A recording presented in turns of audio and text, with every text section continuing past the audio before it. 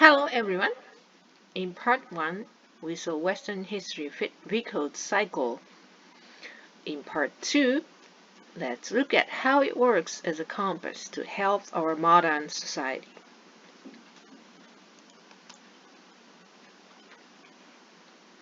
I believe there are 3 contributions that history can make to contemporary society.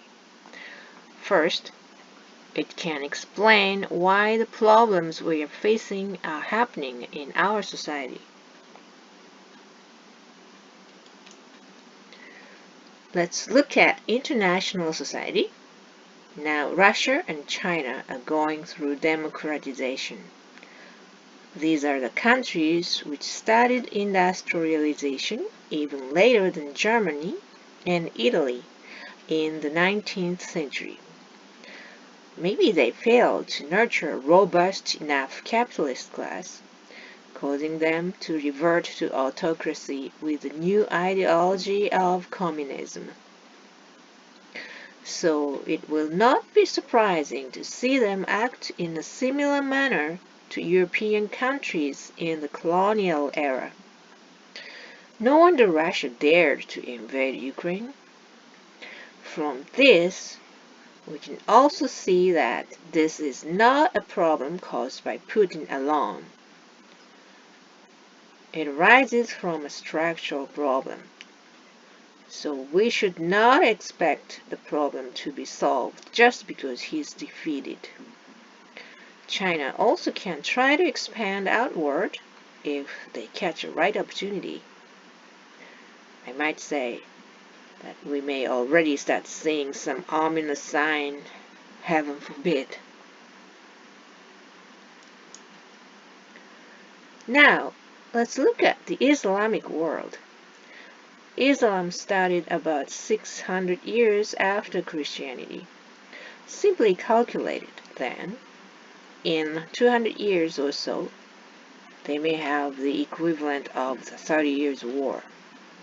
Worse still, a devastating war may happen in the age of nuclear and chemical weapons. That would be terrible. However, when we look at the current situation, as we can see in the diagram, here too, the state system has collapsed and the region has been diverted to barbarism. So it seems. In Syria, for example, in the 2010s, there was an uprising against its dictator, Bashar al-Assad, which then ensued in a civil war. The United States intervened, trying to establish democracy there. But they failed. Henry Kissinger analyzed the situation. Let me read out of his book, World Order, published in 2014. The principal Syrian and regional players saw the war as not about democracy, but about prevailing. They were interested in democracy only if it installed their own group. None favored a system that did not guarantee its own party's control of the political system. The conflict was not between a dictator and the forces of democracy, but between Syria's contending sects and their regional backers.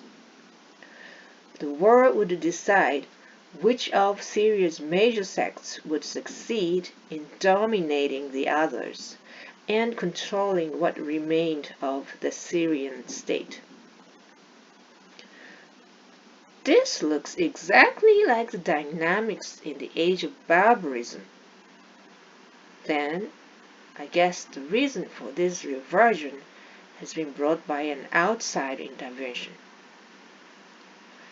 Because, look at it, Islamic world is now going through this process, but the US tries to force them to get here. I used to say, you cannot make a businessman just by putting a business suit on a schoolboy. Isn't this the case? What do you think? Now, let's look at the second contribution history can make for us. History helps us to prevent potential calamities from happening. As we can see in the Russian invasion of Ukraine, it is very difficult to get things under control once an event like this happens. So it is important to take care of the problems before they get grave. We need to take this point seriously indeed. In the case of Russia and China, historical cases show countries don't get expansionist overnight. Germany and Italy were both unified around 1870, and World War II started in the 1930s. So it took about 60 to 70 years. During those years, international society overcame many crises and colonial wars, as shown here. Each time a crisis was overcome, the world became less stable, eventually leading to World War II. Russia and China are now back to the age of heroes, restarting the process of democratization. This suggests something in the nature of colonial war in the 19th century may occur in the territories of, this time, Allied countries, considering what happened to Ukraine. If that is the case, we will have to get ready to defend our own territories by our own military force. But here, one note of caution. If we get too hasty in the military build-up, it may trigger a worldwide arms race, bringing the very result we want to avoid. Once happening, the cycle of arms race is next to impossible to stop. So we will have to maintain a very delicate balance here. But lucky us, things are not so dire after all. As we saw in the historical cases, there are countries that avoided the path to expansionism. So Russia and China are not necessarily due to become expansionists. Here's a diagram of various types of democratization. If we examine these cases to determine under which condition countries become expansionists, we just may succeed in preventing them from taking this path. This is an urgent task for us. Of course, international environment is not exactly the same in the 21st century as in the 19th century. For one, we have nuclear weapons, which greatly affects the dynamics of international politics. So we need to take these factors into consideration.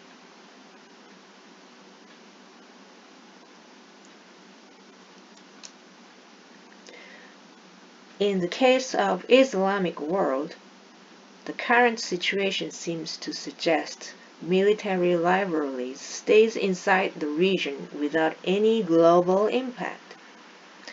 But there are things to watch out for. If they continue to fight among themselves, it is definitely a tragedy for people in the region, but it is good for us. So why don't we try to keep them divided? Policies like this may instigate hostility in them against us. Then, trying to be unified, they may find us to be an ideal common enemy. They may not be able to take military actions Russia did, but using the internet. They may call for terrorist actions against democracies, a type of attacks we saw in 9/11 in 2001. One more thing to note. This process is not taking place in vacuum. The democratizations of Russia and China are taking place simultaneously in international society. If democratic countries antagonize Islamic countries, they may decide to side with Russia and China. If that ever happens, it will pose an incredible threat to democratic countries. Like this, history tells us we are facing two serious problems now, and shows us how we might avoid the worst crisis. But when it comes to taking actions to solve them, we, as a general public, are outsiders. So we must ask such specialists as historians, economists, political scientists, and regional specialists to work together and come up with a solution. If any of you are interested, please by all means become specialists in these fields of study and proceed with further investigation.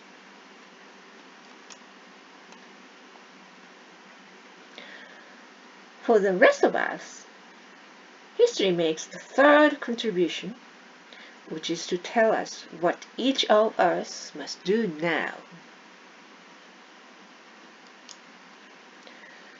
Our society is now in transition from the age of man to barbarism, right here. This is happening in our society, so it's not anyone else's business, but our own, is it? To stop this process, we cannot rely on specialists. Each one of us must think what we can do. Will our democratic society be destroyed by outside forces like ancient Greece? Collapse from within like Roman Republic? Or will we just be able to avoid such a fate? This all depends on ourselves.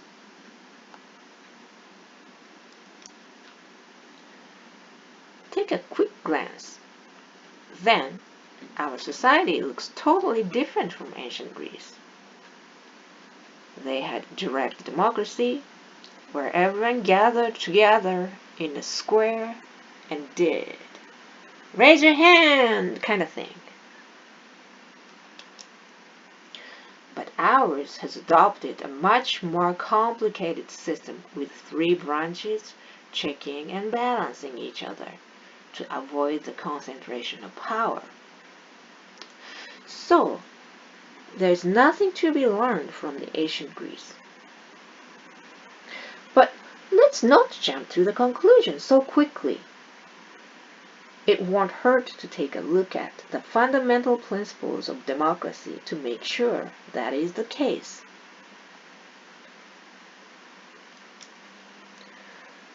When we place democracy in the historical cycle, we see that it was established as the reaction to autocracy, the system immediately before us. There, a terrible violation of human rights was committed. Take Japan as an example. It was a time when the military dragged the people into useless wars, saying, "Sacrifice your lives for the state." And if they refused, they were thrown into jails. Somewhat similar to Putin, Russia. Anyway, based on this bitter lesson, democracy transferred sovereignty to people.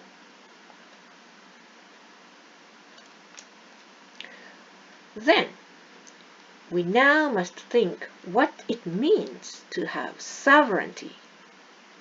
To be a sovereign is to hold the final responsibility on everything that happens in society, even if you have nothing to do with it.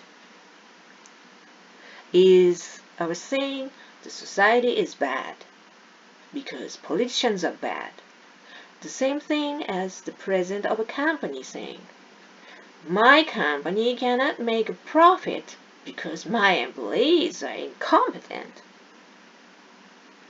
A president has a responsibility to train his people or recruit more competent people to improve the profit, right?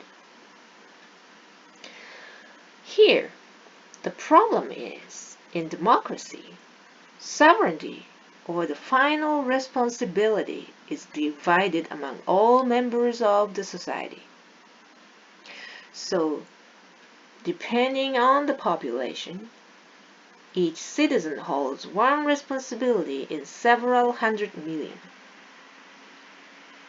If the responsibility is this much dispersed, will it be the same as no one having any responsibility whatsoever? This, in my opinion, is the biggest problem we face. For democracy to function properly, the very minimum requirement will be for each one of us to think seriously how to fulfill our duties. But where can we start? What can we do? It's hard to figure it out, is it? When we think about that, 4 fundamental concepts supporting society become important. They are right, duty, liberty, and equality. As we can see in this diagram, for society to last, these 4 columns must support it firmly. In democracy, as sovereigns, we must support these columns firmly. So, the starting point would be for each of us to contemplate on these concepts and find our own answers. Now then, let's look at these 4 principles. As we saw earlier, democracy was a reaction to autocracy. The fact seems to affect these 4 columns. Compared to the ideal image earlier, democratic society may look like this. First of all, sovereignty is divided, so each column is not solid, but looks like coins piled up like this. Doesn't it look a little shaky? On top of that, each column also seems to be affected. The columns of liberty and right are excessively emphasized, while that of duty gets shrunk to almost nothing, because the concept of duty to the state is completely discredited. So, the 4 columns have lost balance. So, for democracy to last forever, we must fix these columns and make sure that they stand firmly. Why don't we now look at each of these concepts? First, let's take the notion of right first. The sense of entitlement in democratic society seems excessive to me. In the COVID-19 endemic, some people insist on the right not to wear a mask if they don't want to. But I feel a little strange about that. When we think about what it originally meant, for example, Thomas More was Catholic and refused to recant only to be executed. If this is an inviolable right, the mask thing looks almost a wayward act of a child. Am I wrong? This is something we, the sovereign, need to think about seriously.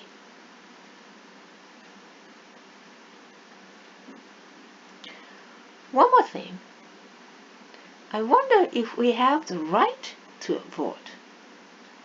As the sovereign, do we have the right to vote or the duty to vote? Speaking of duty, the concept of duty to the state has been totally discredited after autocracy, which told its people to die for nothing. In democracy, the duty of government officials is defined as supervising each other under the system of check and balance.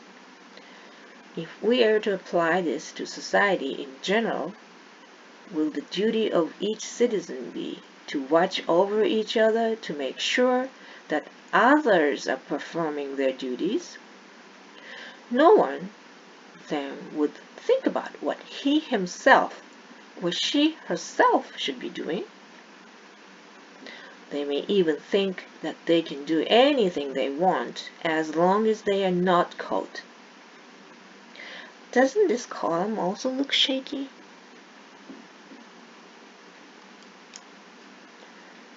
Now, let's move on to liberty.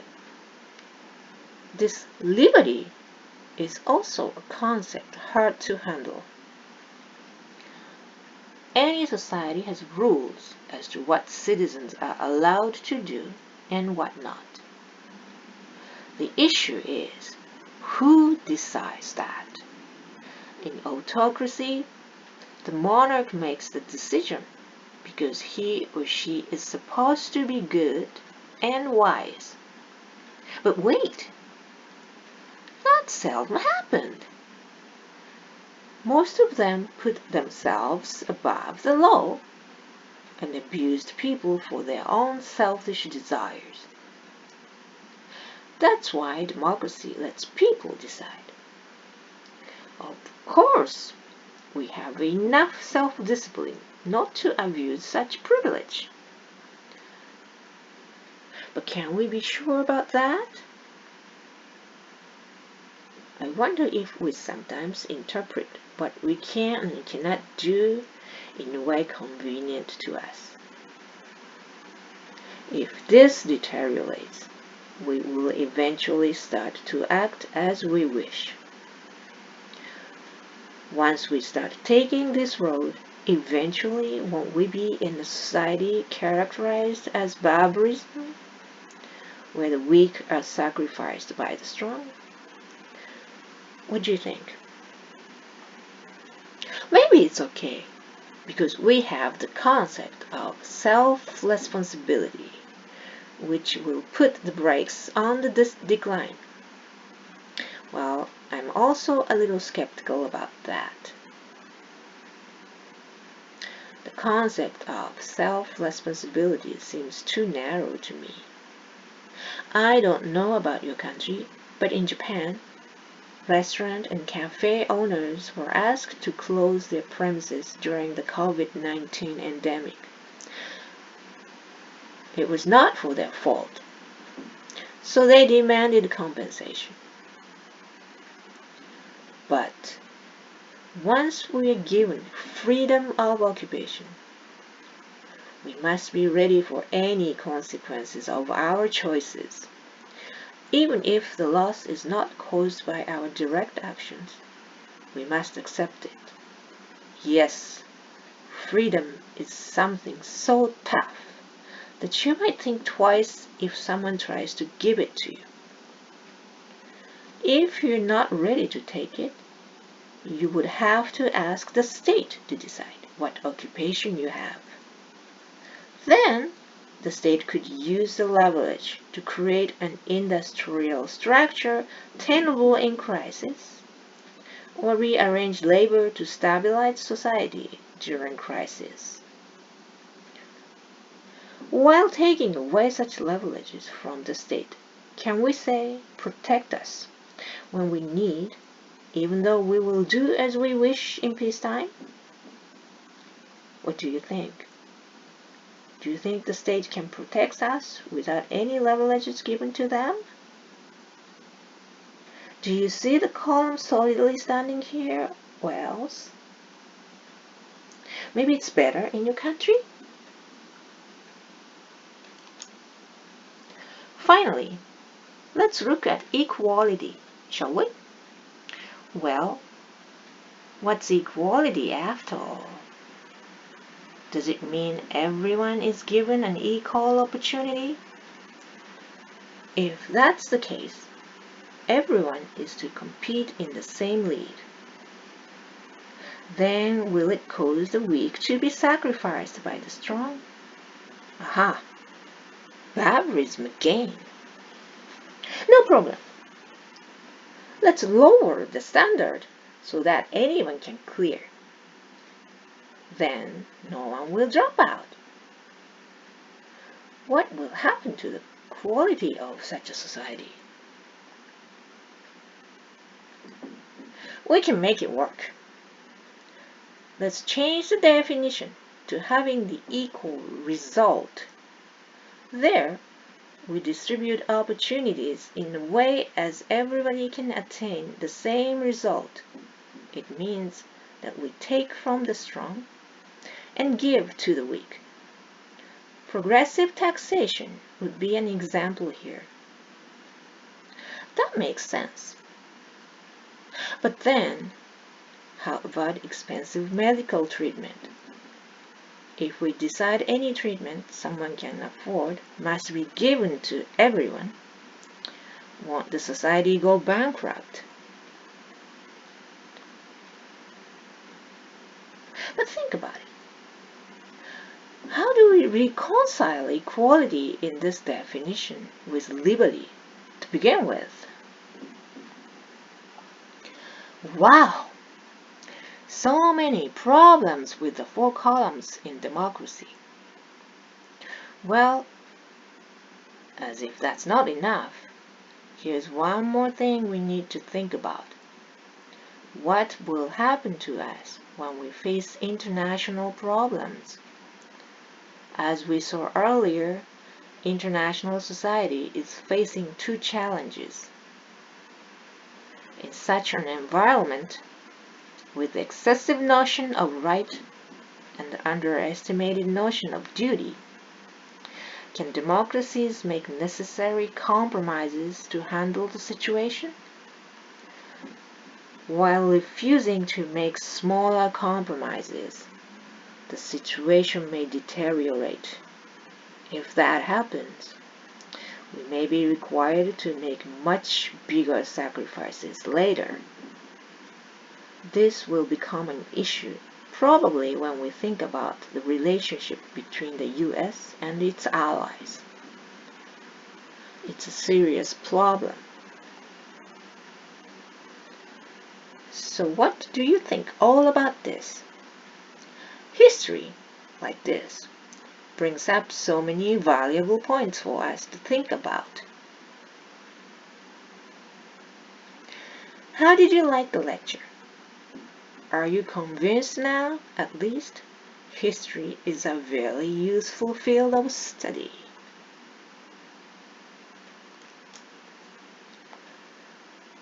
Before we wrap things up, there's one more thing I want to mention.